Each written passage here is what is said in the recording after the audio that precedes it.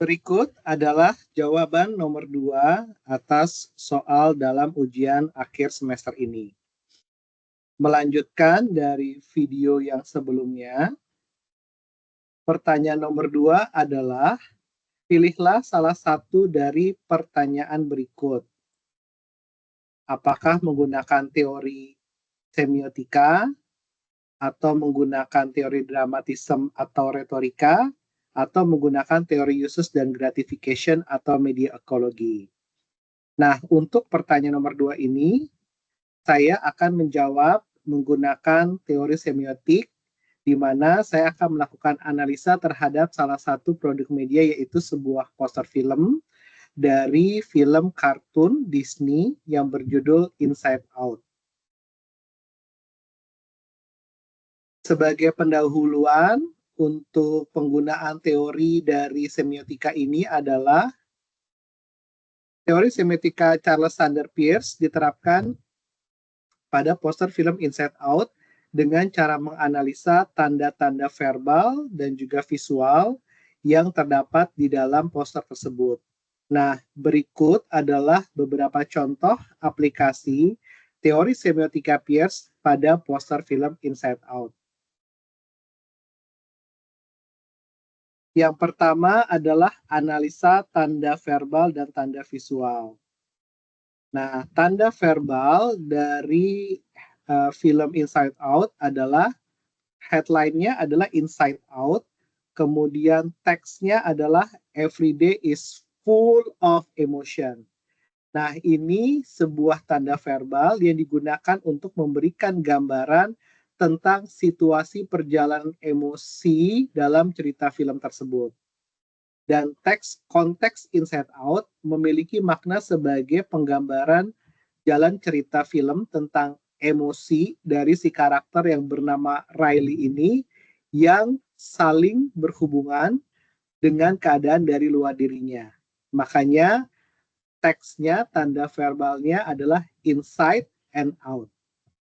Kemudian untuk tanda visual, jadi kalau dilihat ada indeks siluet seorang perempuan dan ada icon-icon imajinasi yang dia miliki, icon-icon emosi yang dia miliki, yaitu mulai dari yang namanya joy, sadness, anger, fear, and disgust, digambarkan dalam bentuk karakter yang sangat imajinatif. Nah, si karakter-karakter yang digambarkan secara visual ini memiliki penampilan warna yang berbeda, mencolok, sehingga dari visual ini bisa mencerminkan sifat dan emosi yang ditampilkan dari karakter tersebut.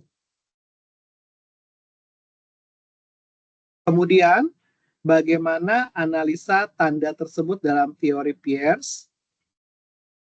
Nah, di sini ada tiga yang akan saya sampaikan adalah yang pertama, icon.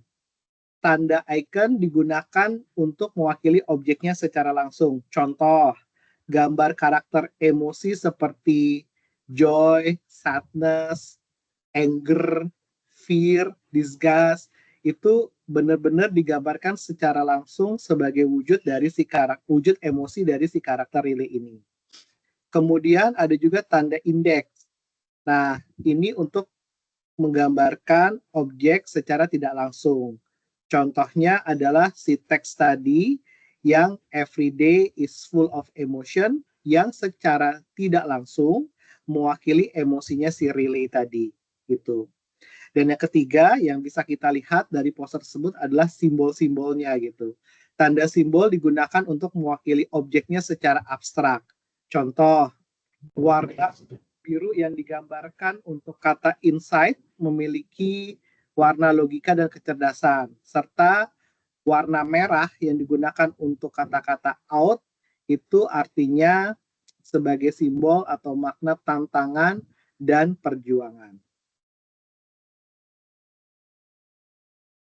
Nah, itulah tadi sekilas analisa dari poster film Inside Out. Dan dengan menggunakan teori semiotika Peirce tadi, dari poster tersebut, kita bisa